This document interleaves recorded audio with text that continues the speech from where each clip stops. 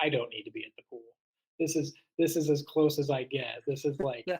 the sluttiest shirt I own. It shows the most skin. Here's part two of KB and I's conversation on coaching, entrepreneurship, and being deployed. In this clip, we'll talk about the hero's journey, cultivating awareness, the limitations of accountability, and coaching yourself. You can connect with myself and KB using any of the links in the description below. Please like and subscribe. With that, here it is. And so that kind of brings us around because I was looking at your bullet points, right? Um, was looking at your bullet points until it closed out. Coaching philosophy. What got you to coaching? What do you like about coaching? How has coaching changed your life? All right, because the thing is, what I've learned, and here's the business end of this, Mm, is you have to be able to understand what a client can pay. Otherwise, you're going to get them into a position like I was trying to hire a $5,000 coach, so desperate for help that they'll go $7,000 in debt plus the 5,000. You know what I mean? Like mhm. suddenly they're $11,000 in debt for a $5,000 gig. And what did you do for them? Right? For that, you know, Yeah, I mean, it, there's 2 sides to that, though, which is the value that you get from the money that you spend right, and the money that you spend. Like, right, if he had been charging you $5,000 and it had been worth right. If I $12,000, would have made $20,000 working with him in 6 months, I hey, would have money been was right. I would have paid that all now because that was the promise. yeah, And that's the key piece of the marketing. What is your promise? And your promise is what drives the sale, mhm. not the product. Well, and that's something that I think you have to know going into it as the client what you can expect. And a good coach is going to tell you what you can expect. Like, I can't promise the results because it is up to you to take action with the insights that you gain, with the clarity that Mhm. you achieve. Like, so I can't promise you what you're going to do with it, but I can promise you that this process works if you are willing to use it, if you're willing to leverage it. And I'll tell you, so getting to your question, this is where I realized I was making a lot of mistakes for my coaching training. Mm, So the 800 hours worth of coaching training I received so far led me to this conclusion that clients want to take clients don't know what actions to take.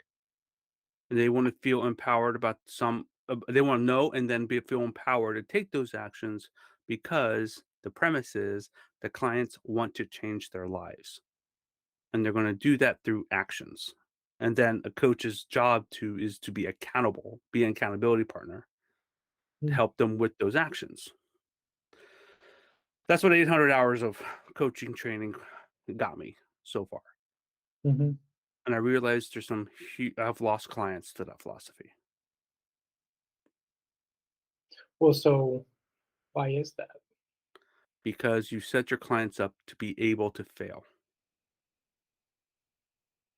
And when people feel like they're failing, they quit. Yeah.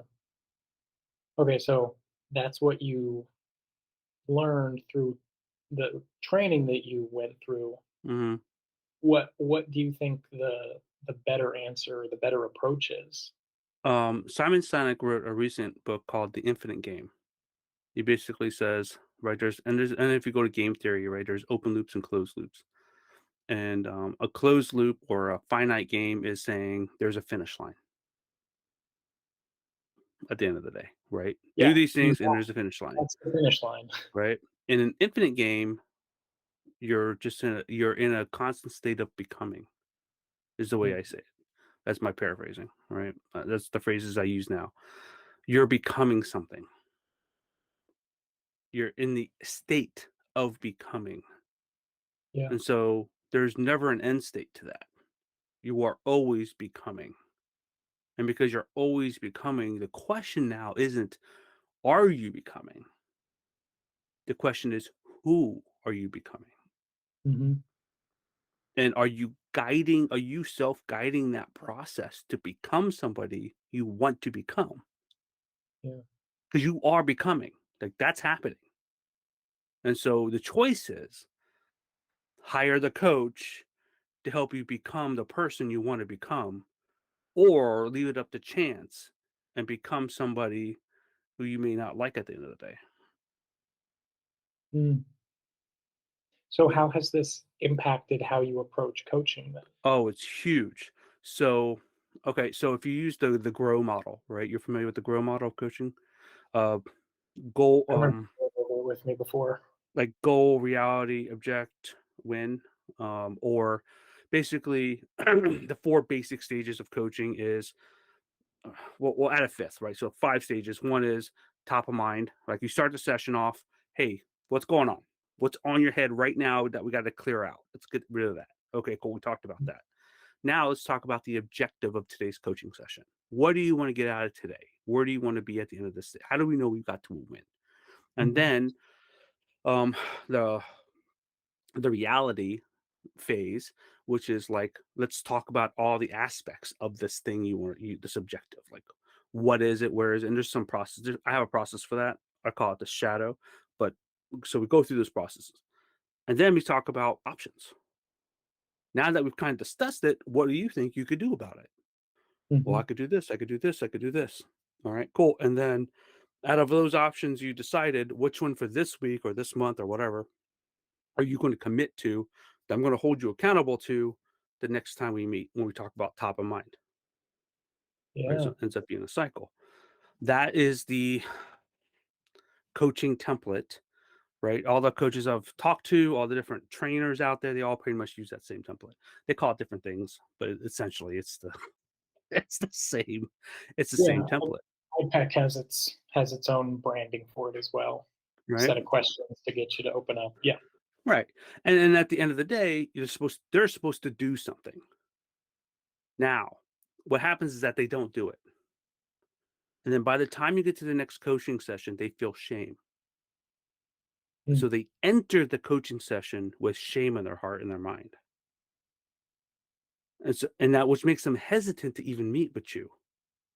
And they'll start pushing the date because they feel Yeah. like they have to do it before they can see you again. Otherwise, they feel like a failure.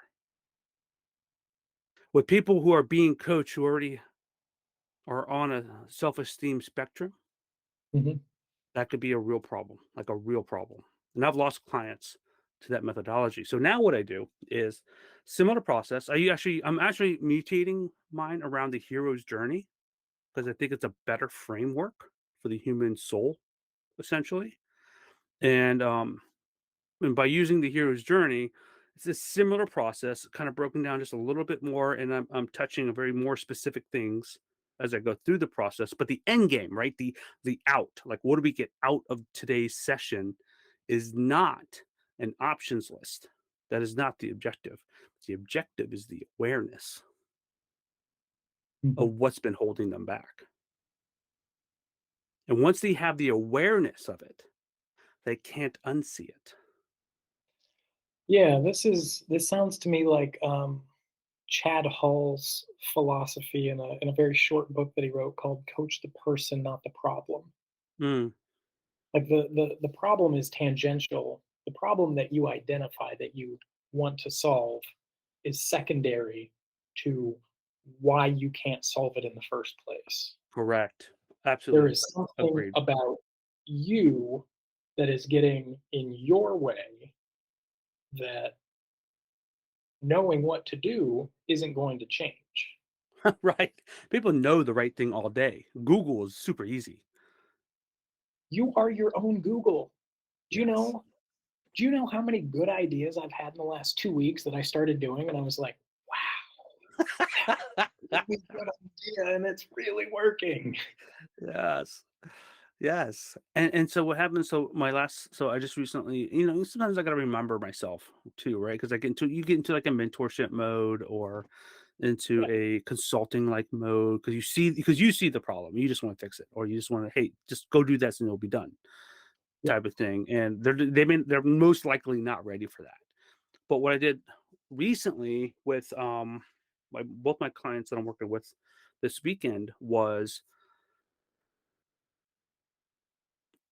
instead of in the option development phase, me ask them what I would normally do during this phase is go, well, what can you do? What can you do? What can you do? Right? What and I go, what else? What else? What else? Until they exhaust themselves and they go, well, I can't think of anything more. I go, excellent. Now the real work begins. Wah, right? And and I set them up for the final question, right? It's like 2 minutes speech of like where we're going. And I go, are you ready for the question? They're like, okay, I'm ready. What else can you do? They're like, ah! And to think I'm paying for this. Right, exactly. And they dig deeper, and I call it the deep well, right? So they go Mm. in the well, and then they break the bedrock, and suddenly their mind is unleashed, and the resources start flowing out, and they start having the idea that they thought they couldn't have. That happens every single time. You just got to wait. You just got to let silence do the digging. And Yeah. that's part of it. I'll wait here for minutes until they come up with an answer. And what happens is that in those, I want some pause. I do want at least 30 seconds or 45 seconds of pause. Otherwise, they're not doing the real work. They're just placating, right? If they just immediately come back with an answer, it's like, well, I guess you had more answers. Like, What else you got? right? You weren't done, apparently. Yeah. Right. But when they pause and the longer the wait, the better, because up to 2-3 minutes of silence, they're digging through bedrock to get to that well. Right. They're really digging. And so, and then comes forth all these options. So that was the methodology that I was using was in that phase. I Hmm. switched it to an awareness approach. Instead of me Okay. asking what else, what else, what else, what else, which actually gets kind of exhausting, as I realized. Like you can do that one session, but to do it every session, I realize it's enough. Seems tedious.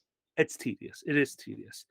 Because they're already doing hard mental work anyway, right? In the conversation. And so the awareness approach is, well, that's interesting. Tell me more about that. Yeah. Right?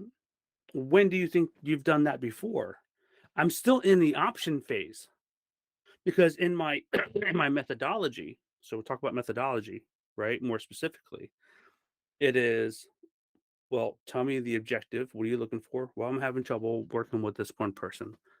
Then I go into what's called the shadow. And inside the shadow is your fear, your objections, your obstacles, sorry, your fear, your obstacles, and your distractions around that topic. I asked those three quick. I started off with the fear. What do you fear about this situation? What do you fear about this person? Tell me about the fears associated. They go, well, what obstacles are in your way? What's preventing you from moving forward? Well, we just can't talk to each other. Da, da, da. Okay, so how do you distract yourself instead of taking care of the problem? What do you Mm. do instead? Right? Yeah. And what that does is that builds what's called the reality of their situation. I don't address any of that. Right? I don't address any of that. I just let them articulate these things. I don't try to solve anything. I just want them to talk about it. Right. Right. And then I move on to the next phase, and that's the option build phase. So now that they've already kind of, because it starts building neuropaths, I think, in their brain about the topic. And then once we switch into okay, now you said you're having issues with this person. Let's go back in time a little bit. I'm not big into going back in time, but let's go back into a little time. Can you remember the first time you had an interaction with this person? How'd that feel? How's that different from how it feels today? And I stay in the feelings the whole Mhm. time. Like what happened, and then how do you feel about it? What happened? How do you feel about it? N- Whenever I try to stay away from why, because nobody fucking knows why, Right.